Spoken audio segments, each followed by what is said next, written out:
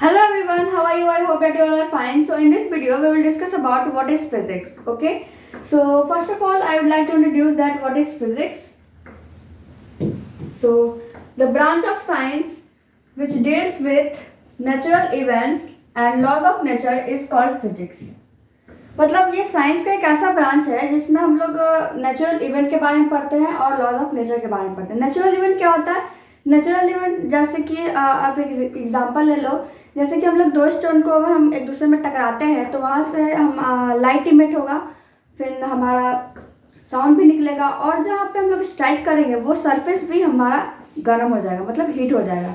तो हम लोग साउंड कहाँ पे पढ़ते हैं? हम लोग फिजिक्स में पढ़ते हैं। और जो हमारा लाइट निकला वो किस में पढ़ते हैं? हम लोग फिजिक्स में पढ़ते हैं। और जो हमारा सरफेस वहाँ पे जो हीट हो गया वो भी हम लोग हीट किस में पढ़ते हैं? हीट चैप्टर भी हमारा फिजिक्स में ही पढ़ना है, ठीक है। तो इसी को हम लोग नेचुरल इवेंट कहते हैं। और आप एक और एग्जांपल ले सकते हो, जैसे कि हम लोग यहाँ पे क्लैप करते हैं तो यहाँ पे क्या निकला? हमारा साउंड निकला। बट यहाँ पे अगर यह हमारे बस में नहीं होता है, ये केवल नेचर के बस में होता है। अगर हमारे बस में होता तो हम यहाँ पे हम लोग अगर क्लैप करते तो यहाँ पे हम लोग चाहते तो लाइट भी इमिट कर सकते थे, लेकिन ऐसा क्यों नहीं होता है? क्योंकि ये हमारे बस में नहीं है। किसके बस में? ये नेचर के बस में है, ठीक है। तो इसी को हम लोग कहते हैं नेचुरल इवेंट। और हमारा नेक्स्ट डिफिनेशन हो गया यही सेम है हमारा। और आप एक और एग्जांपल ले सकते हो, यदि हम लोग हॉरिजॉन्टल प्लेन पे चलते हैं तो आधा से ज़्यादा बच्चों का कहना ये होता है कि फ्रिक्शन किधर लगता है? पीछे की ओर लगता है, लेकिन ऐसा बिल्कुल गलत है। फ्रिक्शन पैर पर फ्रिक्शन किधर लगता है? हमारा आगे की तरफ लगता है, ना कि पीछे की तरफ। तो फ्रिक्शन लगता है तो वो क्या हम लोग लगाते हैं? बिल्कुल नहीं लगाते हैं। वो क्या नेचर की वजह से ये सब होता है, ठीक है। तो जो नेचुरल इवेंट्स को जो हम लोग जिसमें स्टडी करते हैं, साइंस का एक ऐसा ब्रांच जिसमें हम लोग नेचुरल इवेंट को स्टडी करेंगे, उसी को हम लोग क्या कहते हैं? फिजिक्स कहते हैं, ठीक है। तो ये भी सेम ही है। The branch of science which deals with natural event is called physics, okay. And हमारा सेकंड है the branch of science which deals with physical quantities is called physics. अब ये फिजिकल क्वांटिटी क्या होता है? फिजिकल क्वांटिटीज जिसको हम लोग मेजर कर सकते हैं। और जैसे कि देखो यहाँ पे क्या होता है physical quantity. The quantities which can be measured are called physical quantity. जिसको हम लोग मेजर कर सकते हैं उसी को हम लोग फिजिकल क्वांटिटीज कहते हैं। जैसे कि मास को हम लोग मेजर कर सकते हैं, किस में कर सकते हैं? केजी में कर सकते हैं, ग्राम में कर सकते हैं।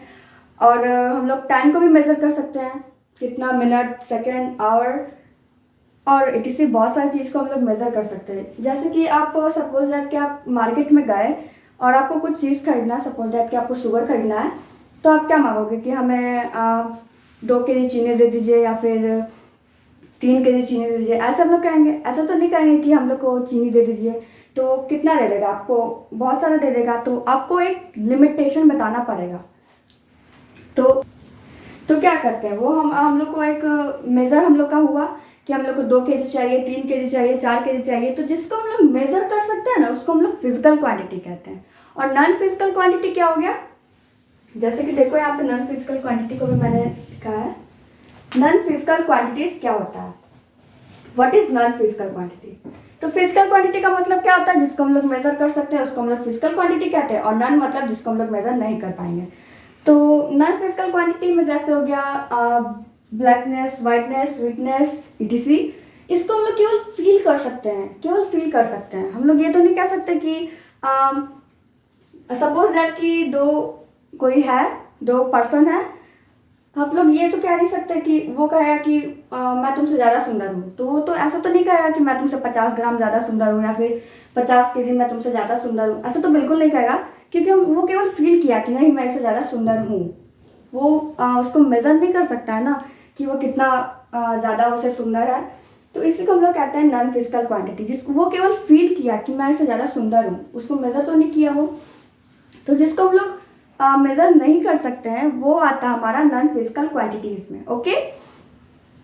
सो फिजिकल क्वांटिटी क्या होगा? जिसको हम लोग मेजर कर सकते हैं। और नॉन फिजिकल क्वांटिटी ऐसा क्वांटिटी जिसको हम लोग मेजर नहीं करते हैं, उसको हम लोग नॉन फिजिकल क्वांटिटी कहते हैं। और फिजिकल क्वांटिटी का यहाँ पे 3 पार्ट होता है, ठीक है। पहला होता है वेक्टर क्वांटिटीज, दूसरा होता है स्केलर क्वांटिटी एंड लास्ट होता है टेंसर क्वांटिटी।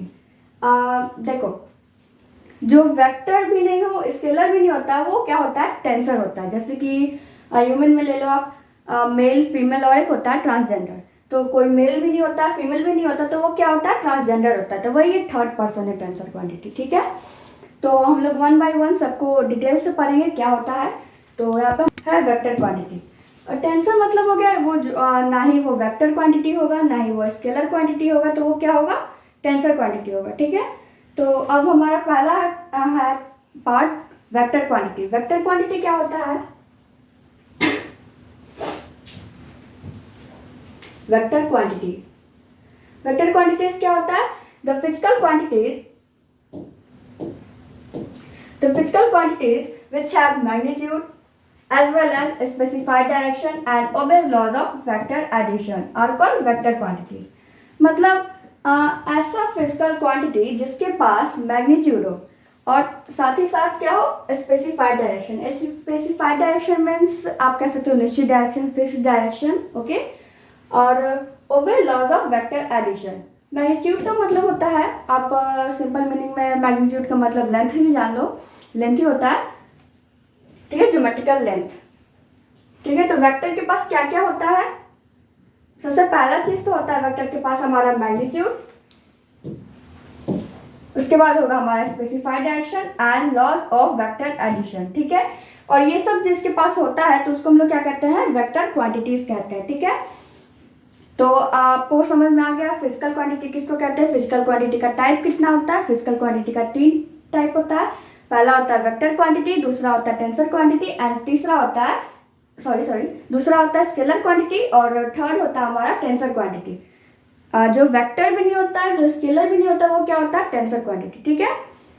तो वेक्टर क्वांटिटी के पास क्या क्या होता है, वेक्टर क्वांटिटी के पास मैग्नीट्यूड होता है और फिक्स डायरेक्शन और स्पेसिफाइड डायरेक्शन भी कह सकते हो आप। और क्या होता है, third one is laws of vector addition होता है, ठीक है। तो इस सब जिसके पास, जिस क्वांटिटी के पास होता है उसको हम लोग क्या कहते हैं, वेक्टर क्वांटिटीज कहते हैं, ठीक है। तो अब आगे क्यों मूव करते हैं, geometrical representation of a vector quantity. अब ज्योमेट्रिक के हेल्प से हम लोग वेक्टर क्वांटिटी को कैसे रिप्रेजेंट करेंगे, ठीक है। तो आइए देखते हैं कैसे रिप्रेजेंट करेंगे। तो सबसे पहले तो हम लोग एक लाइन ड्रॉ किए हैं यहाँ पे। तो ये एरो ना हमारा डायरेक्शन शो करता है। अगर ये एरो नहीं होता तो ये एक लाइन है, ये पता चल रहा है आपको किधर, कहाँ से शुरू हुआ, कहाँ पे खत्म हुआ है, आपको कुछ पता चल रहा है, नहीं पता चल रहा है, सॉरी। ये किधर की ओर जा रहा है, ऊपर की ओर जा, उधर जा रहा है कि इधर जा रहा है, तो पता चल ही नहीं रहा है। जब तक हम लोग इस पर एरो नहीं देते हैं, ये क्या एरो क्या शो करता है, डायरेक्शन शो करता है हमारा कि ये किधर की ओर जा रहा है, ऊपर की ओर जा रहा है, ठीक है। अगर यही एरो नीचे की ओर रहता तो हम लोग कहते हैं कि ये लाइन नीचे की ओर जा रहा है, ठीक है। तो इस पॉइंट को आप लोग कह सकते हो, जहां से हम लोग स्टार्ट किए उस पॉइंट को हम लोग स्टार्टिंग पॉइंट, इनिशियल पॉइंट और स्टार्टिंग पॉइंट और टेल भी कहते हैं, ठीक है। और जहाँ पे पॉइंट एंड हुआ हमारा, इस पॉइंट को हम लोग कहते हैं फाइनल पॉइंट, टर्मिनल पॉइंट और हेड। आपको कई बुक में लिखा हुआ रहेगा इनिशियल पॉइंट और starting point, final point, terminal point, ये सब लिखा हुआ रहता है, हेड टेल कुछ भी लिखा हुआ रहता है। इसलिए मैंने यहाँ पे सब कुछ लिख दिया है ताकि आपको बाद में कंफ्यूजन नहीं हो, ओके। तो यहाँ पे एरो क्या शो कर रहा है, एरो इंडिकेट्स डायरेक्शन। ये हमारा डायरेक्शन बता रहा है कि ये किधर की ओर जा रहा है, ऊपर की ओर जा रहा है, ठीक है। और यहाँ पे एक पॉइंट है, any vector quantities is always directed from tail to head. कोई भी वेक्टर क्वांटिटी डायरेक्ट होता है टेल टू हेड ही होता है, ठीक है। और अब हम लोग आगे की ओर मूव करते हैं, algebraic representation of a vector quantity. अब हम लोग उसको अलजेब्रा के फॉर्म में कैसे वेक्टर क्वांटिटी को डिनोट करेंगे, आइए देखते हैं कैसे होता है। तो हमारा पहला पॉइंट यहाँ पे कह रहा है, any vector quantity can be denoted by arrow over a letter. Arrow over a letter means किसी भी अल्फाबेट के ऊपर आप एरो दे दो तो ये क्या शो कर रहा है, ये हमारा वेक्टर क्वांटिटी शो कर रहा है। इट मीन्स ये एरो क्या बतला रहा है कि ये वेक्टर क्वांटिटी है, ठीक है, ठीक है। और इसको आप लोग ऐसे भी लिख सकते हो, लेकिन कभी भी आप इसको 3 तरीके से ऐसे बिल्कुल नहीं लिख सकते हो। क्यों नहीं लिख सकते हो? क्योंकि लेंथ को हम लोग कभी भी बताएंगे तो 3 लेटर से हम लोग इसको डिनोट नहीं कर सकते। क्यों? क्योंकि अगर लेंथ है कोई भी, तो आप उसको ऐसे तो नहीं कहोगे कि ABC है, कभी नहीं कहोगे। आप मिनिमम क्या कहोगे कि 1 है या फिर 2 कहोगे। कभी भी 3 से 3 इसका लेंथ क्या होगा? कभी भी आप ये तो नहीं बोलोगे कि ABC, इसका लेंथ हमेशा क्या होगा? AC होगा। ठीक है, तो लेंथ किस में हम लोग आता है? मैग्नीट्यूड को हम लोग लेंथ कहते हैं। तो लेंथ किसके पास होता है? वेक्टर के पास होता है। तो ये वेक्टर तभी होगा जब ये लेंथ सही होगा। तो ये गलत है। कभी भी आप इसे 3 लेटर या फिर 3 से ज़्यादा लेटर से आप इसको कभी भी डिनोट नहीं कर सकते हैं। कभी भी करेंगे तो 1 लेटर या फिर 2 लेटर, कभी भी 3 या 3 से ज़्यादा लेटर से हम लोग इसको डिनोट नहीं कर सकते। ठीक है, तो हमारा सेकंड पॉइंट है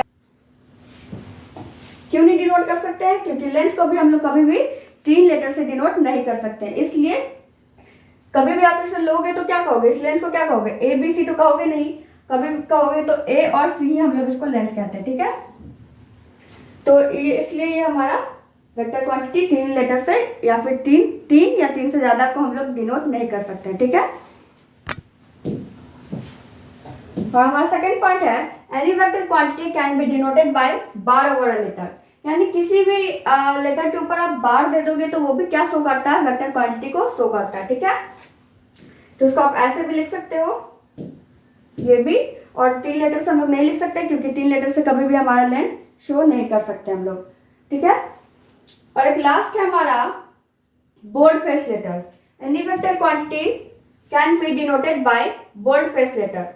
बोल्ड फेस लेटर से भी आप इसको डिनोट कर सकते हो, ऐसे बोल्ड फेस लेटर किया हुआ है यहाँ पे।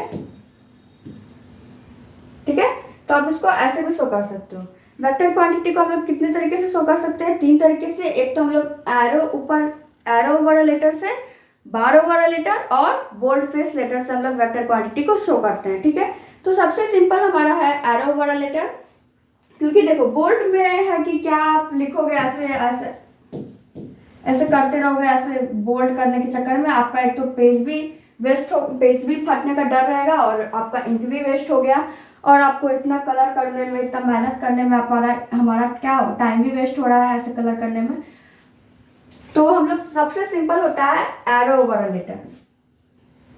ठीक है, तो हम लोग इस पूरे फिजिक्स में हम लोग एरो ओवर लेटर लेके ही चलेंगे वेक्टर क्वांटिटी को। ठीक है, तो आपको कहीं कहीं जगह मैंने ये तीनों फॉर्म इसलिए आपको बता दिया क्योंकि कहीं कहीं जगह आपको बोल्ड फेस एनसीईआरटी में भी बोल्ड फेस लेटर करके वेक्टर को शो किया गया है। इसलिए मैंने आपको तीनों तरह के बता दिया, बार से भी शो कर सकते हो, बोल्ड फेस लेटर से भी, और एरो से भी शो कर सकते हो। ठीक है, तो इस वीडियो में हम लोग ने क्या क्या देखा? फिजिक्स किसको कहते हैं, फिजिकल क्वांटिटी किसको कहते हैं, नॉन फिजिकल क्वांटिटी किसको कहते हैं, और geometrical representation of a vector quantity के बारे में भी हम लोग ने देखा, और algebraic representation of a vector quantity को भी हम लोग ने देखा। तो आई होप आपको आज का वीडियो बहुत अच्छा लगा होगा। तो मेरे वीडियो को लाइक कीजिए, सब्सक्राइब कीजिए और ज़्यादा से ज़्यादा इस वीडियो को शेयर कीजिए। ठीक है, तो that's all for today. Thank you, have a nice day.